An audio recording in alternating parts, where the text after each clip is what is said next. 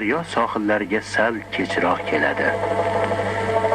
Uning qirg'oqlaridagi to'qaylar, ko'l va qamishzorlarda yoz bo'yi makon tutadigan qushlar ham, issiqni xush ko'radigan qaldirg'ochlar ham quyosh ona yer bag'rini ilitib, kurtaklar ko'z ochayotgan kezlarda, qutning oxirlari-yu hamal boshlarida kela boshlaydilar.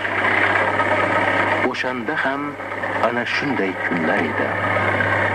Jayhun bo'yiga chiqqan dehqonlar yaxshi niyat bilan yer o'zlashtirishga kirishdilar. Tashkil topgan xo'jalikka ko'p o'tmay, farislar va boshqa millat vakillari ham kelib qo'shila boshladilar. Mehridaryo o'zbeklar ularni o'z og'a-inilaridek ko'rib, boshpana berdilar. Qiyinchiliklarga ko'makdosh bo'lib, quvonchlarini baham ko'rdilar. Qarang, shunga ham 60 yil bo'libdi.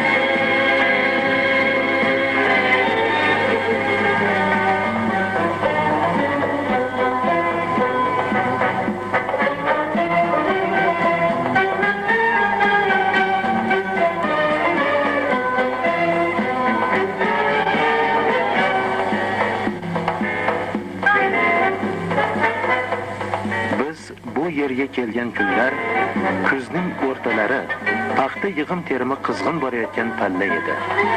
Kommunizm deb nom olgan bu kolxoz endi Gurlan rayonidagina emas, butun Xorazm vohasida ham mashhurdir. Bugun bu bayroqdor kolxozda 11 millatga mansub 20 mingga yaqin odam istiqomat qilmoqda. Shahar qiyofasiga kirib borayotgan qishloqlar xo'jalikning tobora yuksalib borayotganligidan yorqin dalolat berib turibdi. Kolxozning yillik daromadi 12,5-13 million so'mni tashkil etadi. Bu mablag'ni aql-idrok bilan ishlatish ko'p jihatdan rahbarga bog'liq. Yo'ldosh Safarboyev bu ishni uddaburonlik bilan amalga oshiradigan raislardan.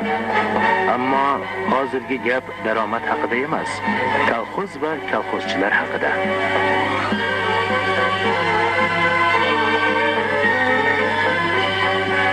Kolxozimiz rayondagina emas, oblastda eng yirik qishloq xo'jalik vakillaridan biri hisoblanadi. 8400 gektarga yaqin maydonga ega, shundan 5200 gektar yerga dehqonchilik qilamiz. Asosan biz paxta va sholi bilan shug'ullanamiz. 2570 gektar yerga paxta, 1380 gektar yerga sholi ekiladi. Shuning bilan dehqonchilik bilan bir qatorda chorvachilik ham yildan-yilga rivojlanmoqda. Hozirgi kunda 1500 boshdan ziyod qaramol, 5,5 boshdan ziyod parranda, 150 dan ziyod cho'chqa asralmoqda. Biz davlat tomonidan berilgan planlarning hammasini mana shu kunga kelib oshig'i bilan bajardik. Endigi asosiy masalalardan biri shu qolgan hosilni oxiriga shekilli yig'ib terib olish, zimmamizga olgan sotsialistik majburiyatni bajarishdan iborat.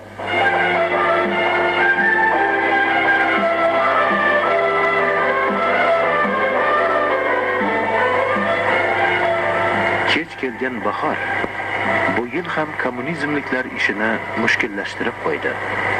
Yomg'ir ustiga yomg'ir yog'ib, ko'pgina maydonlardagi chigitlar nishona ko'rsatmadi. Bunday paytda ba'zi bir xo'jaliklar darhol chigitni qaytadan egadilar. Sabr va toqat bilan ish yuritadigan kommunizmliklar esa faqat urug' unib chiqmagan joylargagina chigit qadadilar.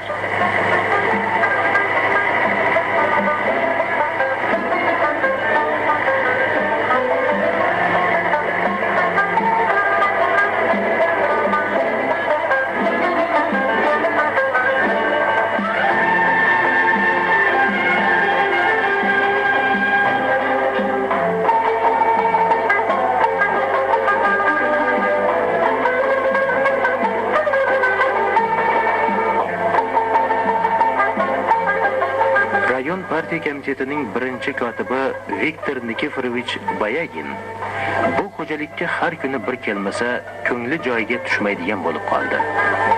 U har gal yangi bir taklif bilan kelar. Ayni paytda munozaradan mamnun bo'lib qaytardi. Uning har bir masalaga e'tibor bilan qarashi va samimiyligi bu yerdagi odamlarga ko'proq yoqar, ishga ham katta yordam berar edi.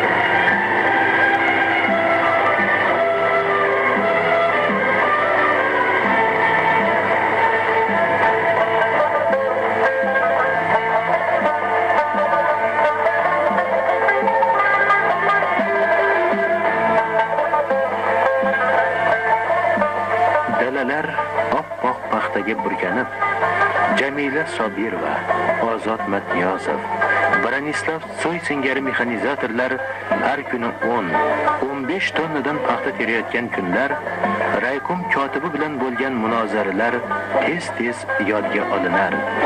Xotin-qizlarni asrash masalasi qayta-qayta ta'kidlanardi. Ammo buni oshkora aytadigan mard topilmas edi. Mana endi bu ishga boshqacha nigoh tashlash payti keldi. Bu yil brigadamiz a'zolari 120 gektar paxta maydonga chigit ekib barakali hosil yig'ib olishda o'z niyatini ayamadilar. Brigadamiz a'zolari 120 gektar paxta maydonga chigit ekib undan 414 tonna paxta yig'ib terib oldik. Men bu xirmonni yaratishda o'zimning 10 tonnalik hissamni qo'shdim. Men bilan bir qatorda ko'p ming kilogramchi dugonalarim ham 9 tonnadan paxta yig'ib terib oldilar. Ulardan Rajab va Sanam, Yo'ldosh va Anjan, Nazar va Hamidalar shular qatoriga kiradi. Bizga partiya hukumatimizning paxta narxini qimmatlagani bizga juda ham qulay bo'ldi. Bu hamma tomonlama ta'sir ko'rsatdi. Dala shipanlarimizda hamma shart-sharoitlar Ko'rib yaratilgan. turibsizki, xotin-qizlarimiz paxta terimida hamon asosiy kuch bo'lib qolmoqdalar. Yo'q, biz ularning paxta terishlariga aslo qarshi emasmiz. Buning uchun ularni har qancha olqishlasak arziydi. Ammo biz bunday olqishga olimlarimiz, injener va ixtirochilarimiz sazovor bo'lishlarini chin yurakdan istar edik. Axir bizga xotin-qizlarimizni, umuman odamlarimizni paxta terishdek mashaqqatli ishdan ozod qiladigan mashinalar ertaga emas, bugunoq zarur.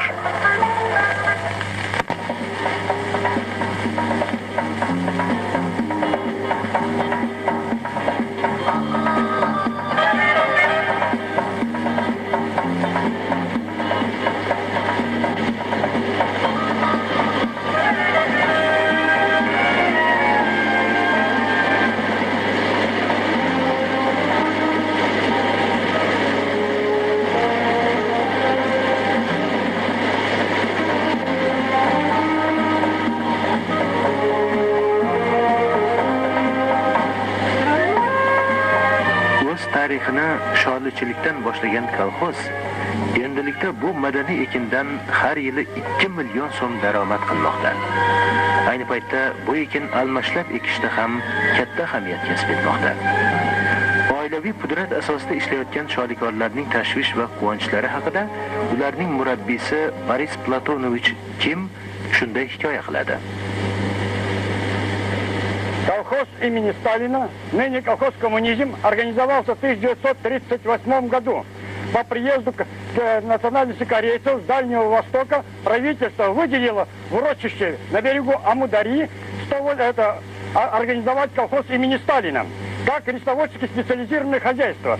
С того времени колхоз имени Сталина, развивая в дальнейшем рисоводство, до 1960 года довел посевную площадь 1500 гектаров. Урожайность в 1960 году достигла уже около 70 гектаров. 70 центнеров с гектара.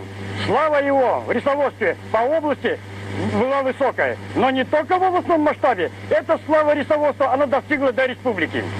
В 1960 году решением партии и правительства было укрупнение хозяйства. Из малоотраслевых, как Ахунбабай и большевик, стало организовываться крупные хозяйства, как хлопководческие.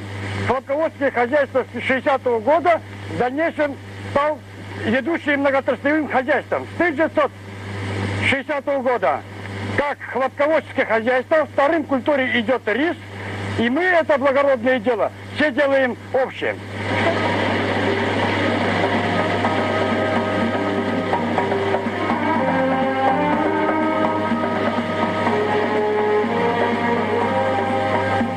Bugungi rahbar qanday fazilatlarga ega bo'lishi kerak? Bu savolga bir so'z bilan javob berish qiyin albatta. Ammo bilimi bo'lsa bo'ldi-da deganlar yanglishadilar. Chexov iborasi bilan aytganda, rahbarda ham hamma narsaning go'zal bo'lgani yaxshi.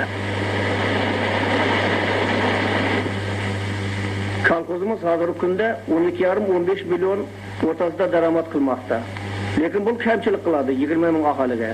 Shu maqsadda biz kolxozda yanada daromadni oshirish va kolxozchilarga ish topib berish maqsadida konserva zavodini qurib ishga tushirdik. 3,5 million usulli banka ishlab chiqariladi har yili. Shuning yonidagina sublimatsiya sexi, ya'ni qovun, sabzavot, poliz, mevalarni hammasini quritib chiqarib, bundan ham har yilga kamida 1,5-2 million so'mlik daromad qilamiz. Bundan tashqari Moskva shahrida, poytaxtimizda o'zbek taomlarini tashviqot qilish maqsadida ovqatlanish korxonasi tashkil qilganmiz. Bu yerda biz o'zbek palovining, ya'ni Xorazm palovining, suv palovining butun dunyoga tanitmoqchimiz.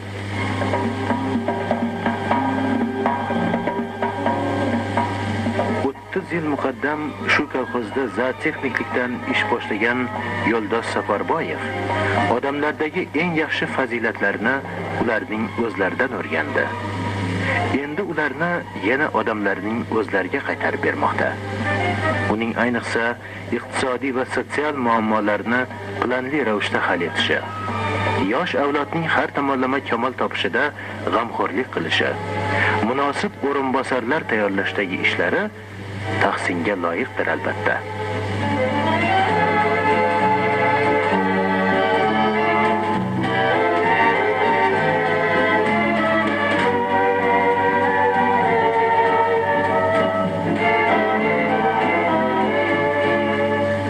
Yosh bolalik onalarning uyda o'tirib qolmasliklari uchun kolxoz har yili kichkintoylarga yangi bog'cha sovg'a qilmoqda. Barcha qulayliklarga ega bo'lgan bunday bog'chalarning soni 9 taga yetdi. Hozir salkam 300 o'rinlik yana 2 ta bog'cha qurilishi boshlab yuborildi.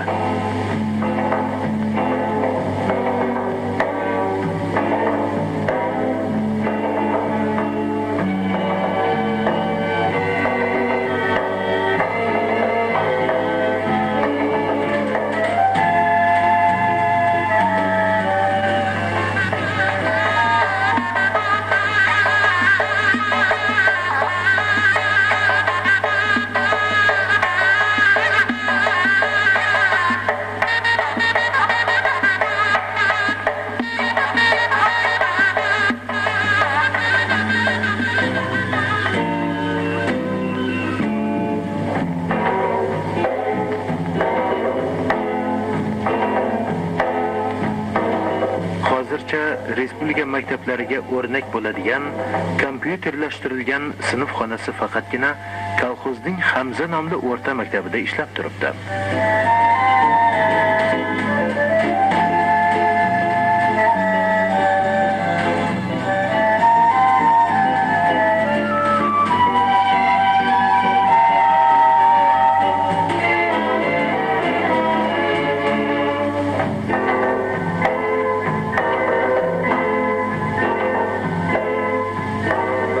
Nemis olimpiadasida g'olib chiqqan 2 o'quvchi Muzaffar O'razaliyev bilan Tursunboy Qo'shayev respublika musobaqasida ham bo'sh kelishmadi. Tursunboy Qo'shayev xalqaro musobaqada qatnashish huquqini qo'lga kiritdi.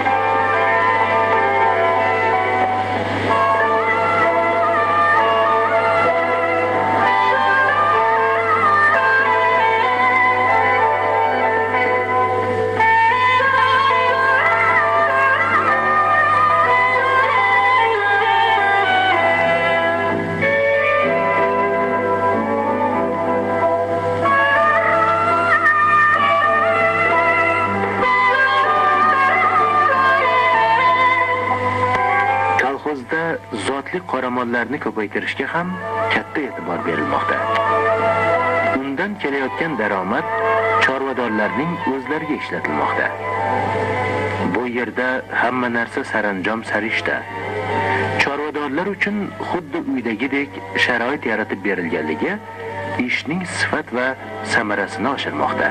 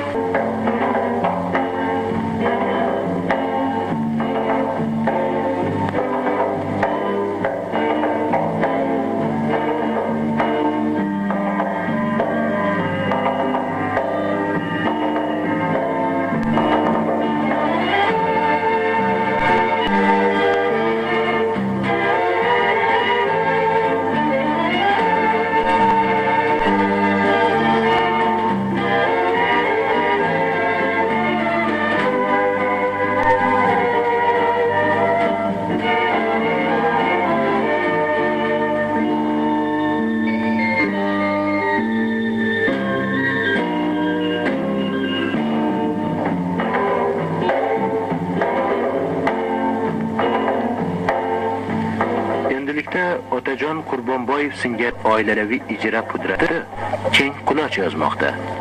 Bu peshqadam oila har yili davlatga 350-360 ming dona tuxum sotib, kolxozda parrandachilikni rivojlantirishga munosib hissa qo'shmoqda.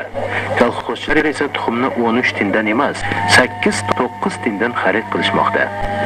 Qishloq soveti raisi Qozoq Madraximov bilan qilgan suhbatimiz ham mana shu mavzuning davomi bo'ldi. Mana bu masalani hal qilish uchun kolxozda juda ko'p madaniy maishiy va boshqa obyektlar qurilmoqda. 1989-yilning o'zida 2 ta g'iz zavodi, 7 ta konserva zavod qurib ishga tushirildi.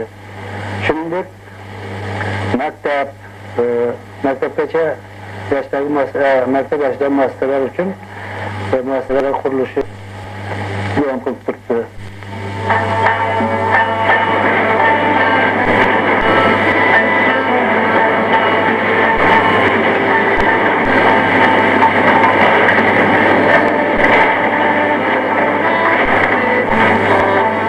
bunday g'isht zavodi ba'zi bir rayonlarda yo'q desak mubolag'a bo'lmas. Kommunizm kolxozida esa yiliga 4,5-5 million dona g'isht chiqaradigan 3 ta zavod ishlayapti. Shu bois kolxozda qurilish ishlari jadal sur'atlar bilan bormoqda. Chetga g'isht sotish hisobiga esa qurilish materiallari olinib, qishloq yo'llariga asfalt yotqizilmoqda.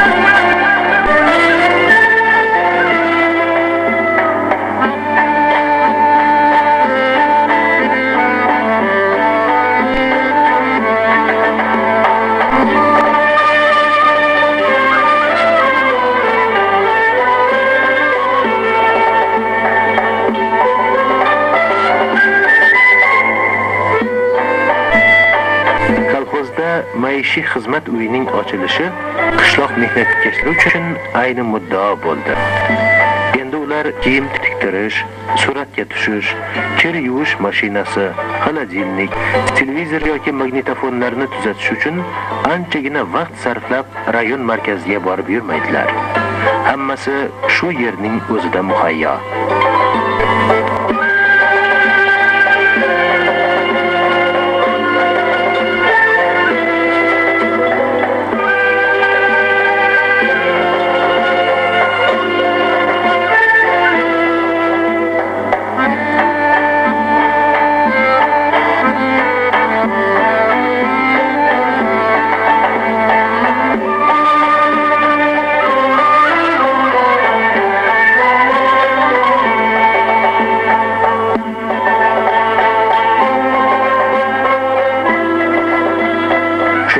Alohida ta'kidlash kerakki, bu yerda qishloq bilan shahar o'rtasidagi tafovutni bartaraf etishga astoydil bel bog'langan.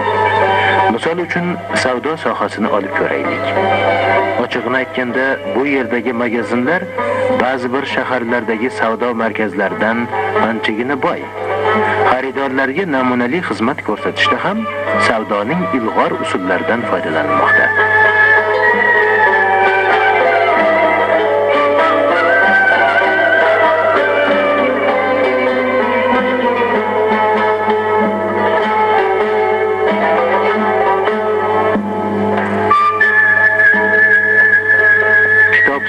Bilim bo'lmaydi. Bilimsiz kommunizm bo'lmaydi degan edi dohimiz Vladimir Ilyich Lenin. Buni yaxshi tushungan kitobxonlar bo'sh vaqtlarining bir qismi kutubxonada kunt bilan bilim egallashga sarf etmoqdalar. Chunki bilim xazina, bilim intilish, bilim kurash hamdir.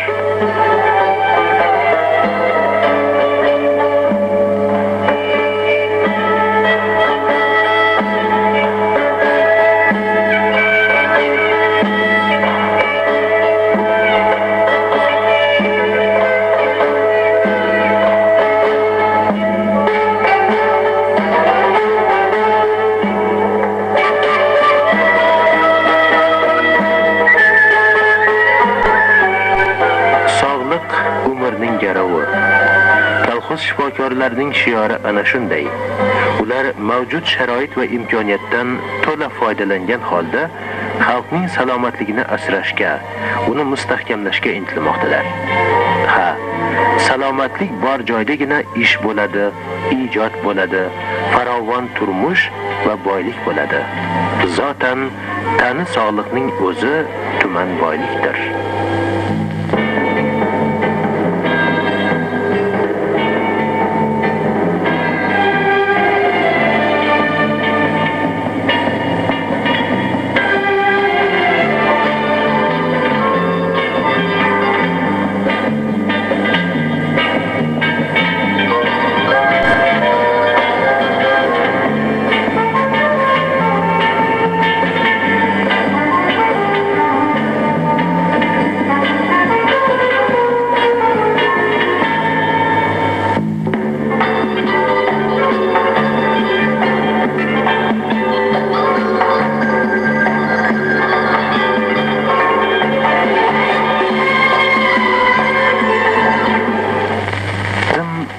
Qadimdan o'zining shirin shakar qovunlari bilan dong taratib kelgan.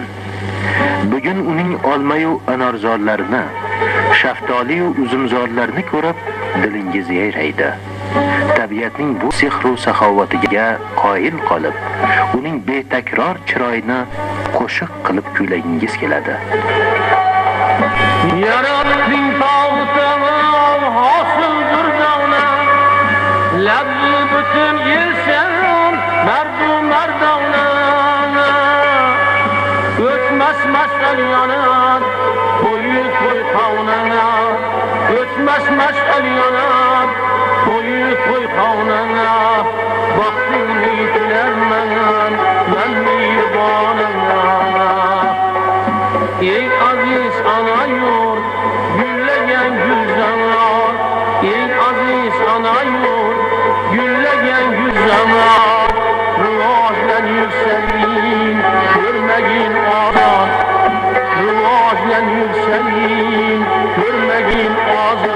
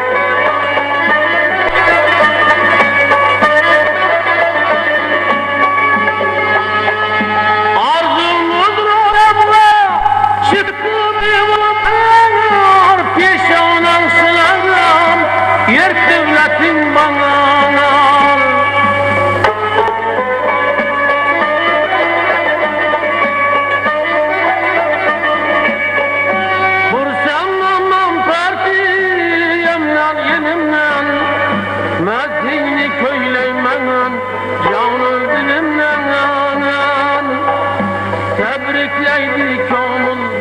Kommunistlar xo'jalikning asosiy tashabbuskor kuchi hisoblanadilar. Ular qayta qurishni so'zda emas, ishda ko'rsatmoqdalar. Shermat Shomurodovich Rahimboyev esa o'z safida 227 kommunistni birlashtirgan kolxoz partiya tashkilotining kotibi. Jonajon vatanim, xalqim minnatdor. Jonajon vatanim. Kolxoz partiya tashkilotida 9 ta partiya gruppasi, 13 ta sex partiya tashkilotlari mavjud bo'lib, ularga 220 nafar kommunist birlashgan. Kommunistlarimiz kolxoz ishlab chiqarishning barcha sohalarida fidokorona mehnat qilib kelmoqdalar. Kolxoz partiya tashkilotida o'tkazilgan jangovarlik ko'rigi ham kolxoz partiya tashkilotining ishini yaxshilashda o'z samarasini berdi. Jangovarlik ko'rik davomida ko'rik komissiyalari a'zolari kommunistlar bilan yakkama-yakka suhbatlar o'tkazib, ular tomonidan 142 ta tanqidiy fikr mulohazalar va takliflar bildirilganligi aniqlandi va hozirgi kunda kolxoz partiya tashkiloti sex partiya tashkilotlari bu aytilgan tanqidiy fikr mulohazalarini amalga oshirish bo'yicha ish olib bormoqdalar. Shuningdek, kolxoz partiya komiteti Toshkent oblast partiya tashkiloti ishidagi partiya qabul qilish ishidagi KPSS markaziy komitetining qarorini bajarish bo'yicha ham bir muncha ishlar olib borib, partiya qabul qilish istagini bildirganlarning 2 yillik rezerv sistemasi joriy qilindi va bunga 20 nafar yosh ro'yxatga olinib, hozirgi kunda ular bilan ish olib borilmoqda. Bu yilning o'zida shulardan 8 nafari partiya a'zoligiga nomzodlikka qabul qilindi. KPSS a'zoligiga kandidatlarning kandidatlik stajini o'tash bo'yicha ham hisobotlari tinglab borilmoqda va ularning partiya topshiriqlarini bajarishga mas'uliyati oshirilmoqda. Shuningdek, partiya tashkiloti, kolxoz partiya komiteti kadrlarni tanlash va ularni joy-joyiga qo'yish bo'yicha ham bir muncha ishlarni amalga oshirib kelmoqda. Kadrlarni kolxoz partiya tashkilotining kadrlarini tanlashga e'tiborni kuchaytirib, kolxoz bosh mutaxassislari, brigada boshliqlari va jamoat tashkilotlariga rahbarlarni anonim anketalar tarqatgan holda aniqlab, ularda kolxoz partiya tashkilotining umumiy yig'ilishida tasdiqladi va hozirgi kunga qadar 4 kishi shu rezervdan qo'yildi. Masalan, kolxoz kolxoz komiteti raisi Qurbonboyev Iskandar, kolxoz komsomol komiteti sekretari Yo'ldoshev Gulmirzo, shuningdek Sodiqov Tursunboyev va Madrahiy Nurlalar brigada boshliqlari saylandilar. Kolxoz partiya tashkiloti brigadalarni saylashga ham keng demokratiya asosida saylashga e'tiborni kuchaytirdi. Shuningdek, kolxoz partiya tashkiloti jamoat tashkilotlariga ham rahbarlikni shu sohaga mas'ul kommunistlar orqali amalga oshirib bormoqda.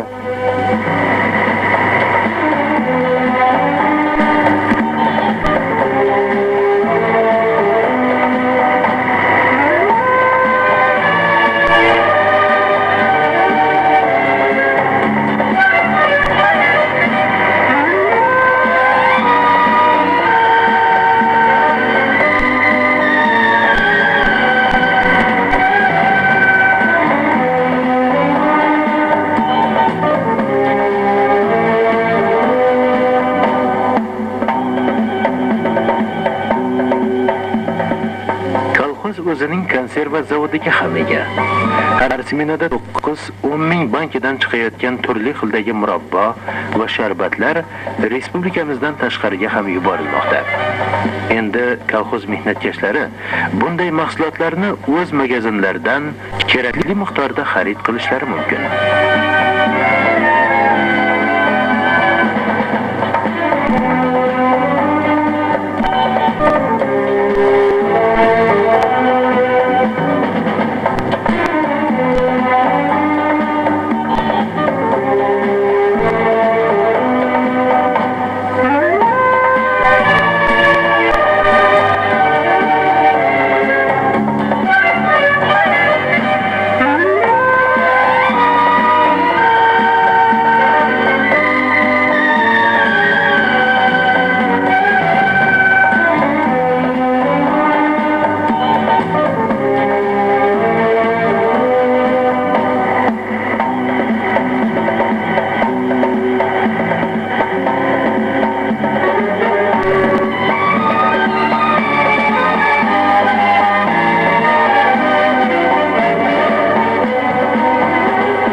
Respublikamizning boshqa kolxoz va savxozlari ham ana shunday zavod qurish haqida o'ylab ko'rsalar yomon bo'lmas edi.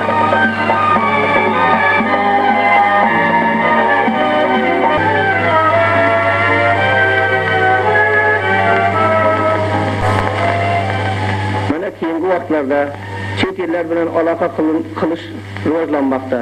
Shu maqsadda Istir va Amerika bilan birgalikda tashkil qilingan Interbyte orqali kolxozimiz territoriyasida rayonimizda ishlab chiqarilgan 12 ming tonna voloknoni qayta ishlash zavodi va fabrikasi qurilish mo'ljallanmoqda. Bu turli dogovorga qo'l qo'yildi.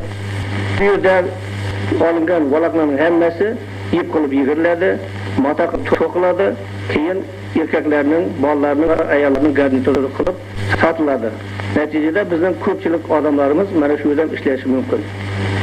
Hozirgi kunda kolxozchilarimizning o'rtacha oyligi mana shu 5 yillikning boshiga nisbatan 124 so'mdan 161 so'mga o'sdi. Lekin bu qanoat hosil qilmaydi. Hozirgi kunda oziq-ovqat programmasini bajarish maqsadida respublikamizdagidek biz ham har bir qishlog'imizda xonadonga 2500 kvadrat metr tomorqa yer ajratib berdik. Bu bilan biz yanada ishlab chiqarib turgan qishloq xo'jalik mahsulotlarini 1,5-2 barobar ko'paytirishimiz mumkin.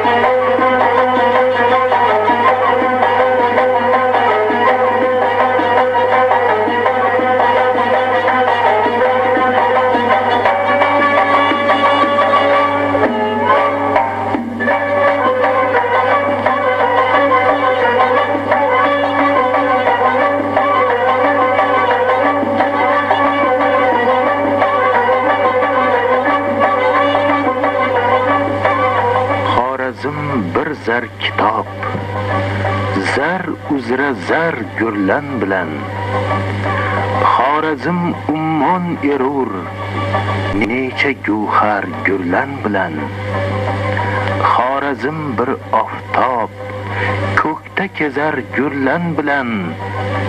Xorazm baxtim qushi, men unda par gurlan bilan. Gurlanim dunyo erur, bir dunyo kim dunyosi ko'p. Baxt uchun qo'l yuvgali, ko'pdir yopi arnosi ko'p. Ming quyosh poyinda xor, yulduz nazar barnosi ko'p. To samo o'z husniga etdi nazar gullan bilan. Demangiz tuprog'i qum, tiklanmagan tog'lar yotar.